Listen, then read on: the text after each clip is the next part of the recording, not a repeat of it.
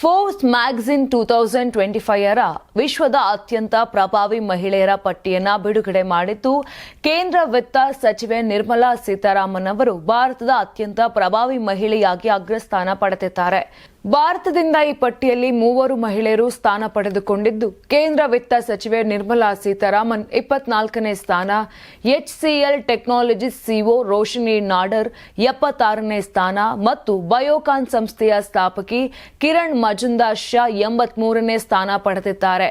ಜಾಗತಿಕ ಮಟ್ಟದಲ್ಲಿ ಮೊದಲ ಸ್ಥಾನವನ್ನ ಯುರೋಪಿಯನ್ ಕಮಿಷನ್ನ ಅಧ್ಯಕ್ಷೆ ಉರ್ಸುಲಾ ವಾನ್ ಡೆರ್ ಲೇನ್ ಪಡೆದುಕೊಂಡಿದ್ದಾರೆ. ಇನ್ನು ಹಾಗಾದ್ರೆ ನಿರ್ಮಲಾ ಸೀತಾರಾಮನ್ ಅವರ ಸಾಧನೆ ಏನು ಅನ್ನೋದನ್ನ ನೋಡೋದಾದ್ರೆ, ನಿರ್ಮಲಾ ಸೀತಾರಾಮನ್ ಅವರು ಭಾರತದ 2ನೇ ಮಹಿಳಾ ವಿತ್ತ ಸಚಿವೆ ಎಂಬ ಹೆಗ್ಗಳಿಕೆಗೆ ಪಾತ್ರರಾಗಿದ್ದಾರೆ. ಜೊತೆಗೆ ಸತತವಾಗಿ 8ನೇ ಬಾರಿ ಕೇಂದ್ರ ಬಜೆಟ್ ಮಂಡಿಸಿರುವ ಸಾಧನೆಗೂ ಪಾತ್ರರಾಗಿದ್ದಾರೆ.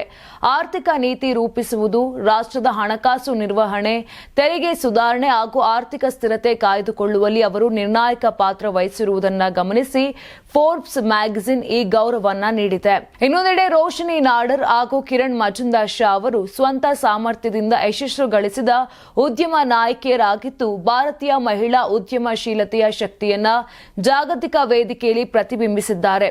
ಈ ಮೂಲಕ 2025ರ ಫೋರ್ಬ್ಸ್ ಪ್ರಭಾವಿ ಮಹಿಳೆಯರ ಪಟ್ಟಿಯಲ್ಲಿ ಭಾರತದ ಹೆಸರು ಮತ್ತೊಮ್ಮೆ ವಿಶ್ವ ಮಟ್ಟದಲ್ಲಿ ಮೆರೆಯುವಂತಾಗಿದೆ. ಯಾರಾಗ್ತಾರೆ ಎಂಎಲ್ಎ ಅಭ್ಯರ್ಥಿ 2028 ಶೀಘ್ರದಲ್ಲೇ. ಪ್ರತಿದಿನ ಒಂದೊಂದು ಕ್ಷೇತ್ರದ ಟಿಕೆಟ್ ಆಕಾಂಕ್ಷಿಗಳ ಸಂಪೂರ್ಣ ಮಾಹಿತಿ ಪೊಲಿಟಿಕಲ್ ಜರ್ನಲಿಸ್ಟ್ ಕೆಎಂ ಶಿವಕುಮಾರ್ ಅವರಿಂದ. ಕರ್ನಾಟಕದ ನಂಬರ್ 1 ಡಿಜಿಟಲ್ ಮೀಡಿಯಾ ನಿಮ್ಮ ನೆಚ್ಚಿನ ಕರ್ನಾಟಕ ಟಿವಿಯಲ್ಲಿ ಮಾತ್ರ.